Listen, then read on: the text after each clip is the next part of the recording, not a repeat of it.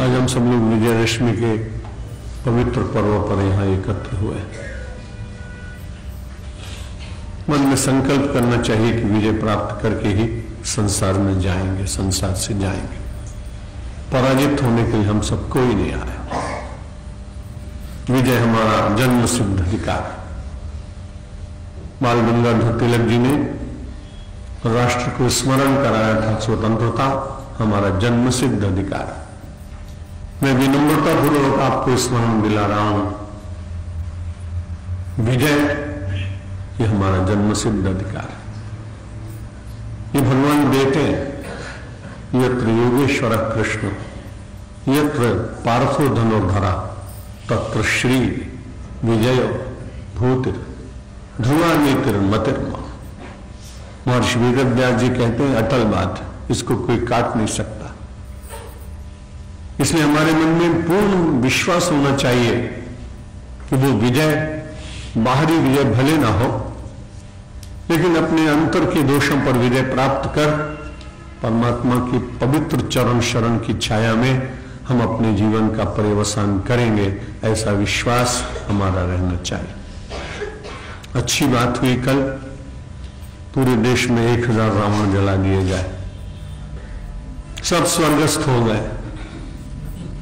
प्रातःकाल रावण ने मुझे आके कहा कल शाम पंजाब हिंदू एसोसिएशन के बहुत बड़े कार्यक्रम में आप मुझे फूंक के साक्षी बनकर आए थे, मेरा जन्म हो गया है प्रातःकाल।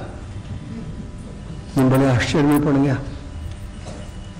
अभी तो 12 घंटे भी नहीं हुए, तुम तो लौकिक शिशु तो 9 मास के बाद प्रकट होता है, तुम 12 घंटे में प्रकट हो गए। उसने कहा इसलिए प्रकट हो गया कि वहां से भागा, बाहरी रूप मेरा जला, लेकिन अंतर का काम क्रोध लोभ मोह मद मत्सर बनकर मैं फिर से लोगों के भीतर स्थापित हो गया हूं।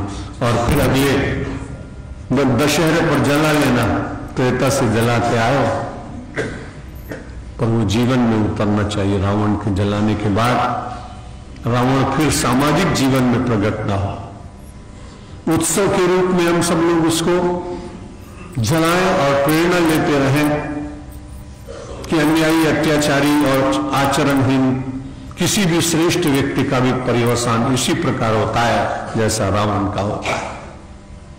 रावण में बहुत विशेषताएं थी। किसी महापुरुष विद्वान ने उसके ऊपर उपन्यास भी लिखा है, लेकिन बड़ी कठिनाई केवल एक ही रही।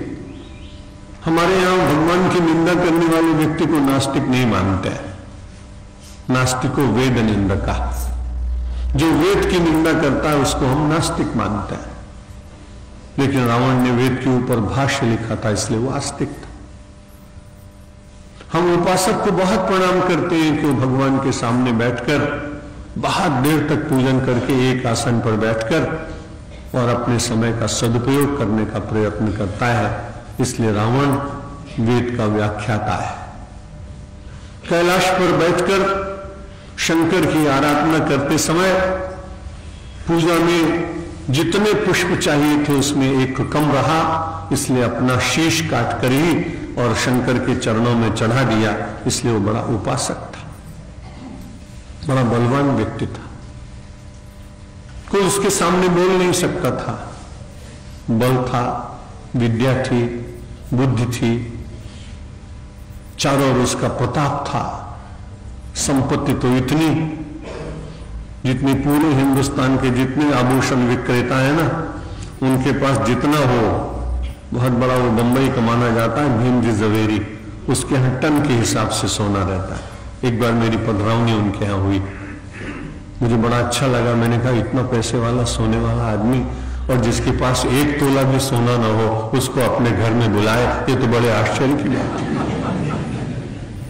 मैंने उससे पूछा कि कितना सोना रखते होंगे? बोले महाराज आप तो विश्वास नहीं करेंगे, 2-4 टन तो रखना ही पड़ता है। मैंने तो बड़ी अच्छी बात। मैंने चुपचाप स्वप्न में रावण से पूछा आपके पास कितना सोना? बोला मेरे तो कंपाउंड वाल ही सोने की बनी हुई है, भीम जी जमीन मेरे सामने क्या करें। अब जिसकी दीवार ही सोने की हो तो भवन कितना बड़ा सोने का रहा होगा। विद्या है, बुद्धि है, प्रताप है, काव्य है, बहुत बड़ा उसने स्तोत्र लिखा है। ये सब होने पर भी एक बात बिगड़ गई, दृष्टि बिगड़ गई। दृष्टि बिगड़ गई तो सृष्टि बिगड़ गई। बहुत सुंदर सुंदर महिलाएं थी उसके यहां। विचार पूर्वक यदि रह पाता तो केवल एक और कुदृष्टि न जाती तो बच जाता, लेकिन सारे संसार की आराध्या जगत जननी जानकी की ओर उसकी दृष्टि बिगड़ गई। दृष्टि बिगड़ने से पूरा जो कुछ प्राप्त था वो सारी सृष्टि बिगड़ी। केवल एक कठिनाई हुई, वेद को जानता था लेकिन आचरण नहीं आ पाया था। इसलिए शास्त्रकारों ने कहा आचारहीनम न पुनन्ति वेदाः। वेद भले में कितने कंठस्थ हो जाए, लेकिन यदि हमारे पास आचरण की संपत्ति नहीं है तो समझना चाहिए आचरण की संपत्ति न होने पर विपत्ति को आमंत्रण देने के लिए आपने मानो उसके पास पत्रिका भेज दी। जितना आप सत्संग करते हैं बड़े अच्छे हैं, भाग्यशाली, भगवान की आराधना करते हैं, बहुत अच्छी बात। संपत्ति को परमात्मा का प्रसाद मानने लगे तो उससे भी और अच्छी बात। लेकिन सबसे अच्छी बात यह हो कि हम जो कुछ कर रहे हैं उस करने के पीछे कहीं कुशब्द न लगे, सुशब्द लगा रहे, सुकर्म हो, कुकर्म ना हो। मन में यदि कोई दोष आ जाए तो कलयुग में बड़ी उदारता पूर्वक शास्त्रों ने हमें क्षमा कर दिया। गोस्वामी तुलसीदास जी महाराज कहते हैं कि काल कलयुग कर यह पुण्य प्रतापा, मानस पुण्य हो नहीं पापा। मन में मनुष्य होने के कारण विकृति नहीं आएगी ऐसा कहना बहुत कठिन। अच्छे अच्छे साधकों के मन में भी एक क्षणिक विकृति आ जाती। बादल जब छा जाते हैं वर्षा में, पावस ऋतु में, तो आपने देखा होगा उसमें विद्युत रेखाएं प्रकट होती हैं, चपला चमकती है, लेकिन वो बहुत दीर्घजीवी नहीं होती है। और यदि इसके भीतर कहीं बहुत जोर का चीत्कार होने लगे तो वही विद्युत रेखा और वो चपला धरती को छूते छूते कई वृक्षों को जला देती है, कई प्राणियों के प्राण ले लेती है। ये मन रूपी आकाश और बादल के भीतर वृत्ति रूपी चपला नहीं चमकेगी ऐसा तो कहा ही नहीं जा सकता है, क्योंकि ये कली का प्रभाव, देशकाल परिस्थितियों का प्रभाव। लेकिन उसको स्थायित्व तो नहीं मिलना चाहिए। यदि स्थायित्व मिला और वो कड़क और उसने कठोर वातावरण में अपने स्वरूप को प्रकट करने का प्रयत्न किया तो अपनी ही वृत्ति की चपला से अपना ये संपूर्ण जीवन भस्म हो जाएगा, कुछ शेष बचेगा नहीं।